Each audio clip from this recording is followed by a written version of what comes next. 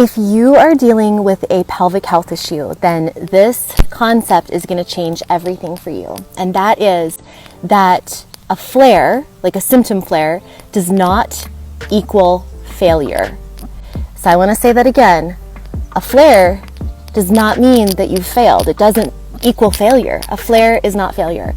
So what I see time and time again with my clients is they feel that if they have a symptom flare, they're scared of making a symptom flare happen, right? And if it does happen, they feel like they've screwed up. They don't know how to trust, they can't trust their body. They can't do anything right on this healing path. It's all doomed. They've failed.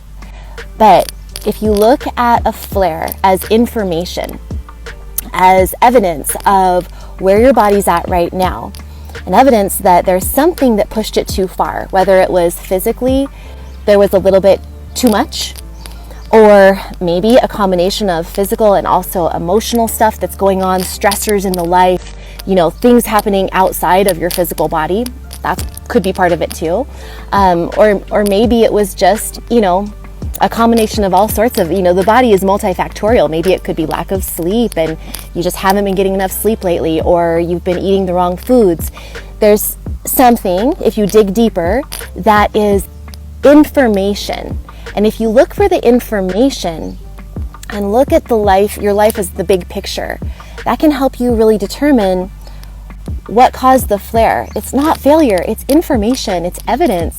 And from there, you can tweak, you can modify, you can backtrack a little bit, maybe back off a little bit, but don't stop.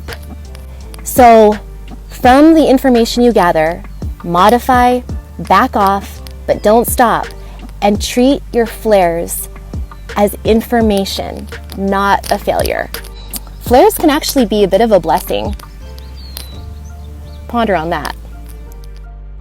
Flares are information about your body's current limits and needs. And remember, that can change. And also, remember to show yourself compassion when you have a symptom flare. It's a lot like a toddler learning how to walk. You wouldn't scream at or berate or shame the toddler every time they fall. And you also wouldn't worry or fear that a fall means they're never going to learn how to walk. You know that each time they fall, they're learning, they're getting closer to their goal. And falls can be seen as teachers that help them grow, just like symptom flares for you. So if you have a symptom flare, keep showing up. Keep going. You've got this, even if you need to slow down or modify. A flare does not mean that you have failed.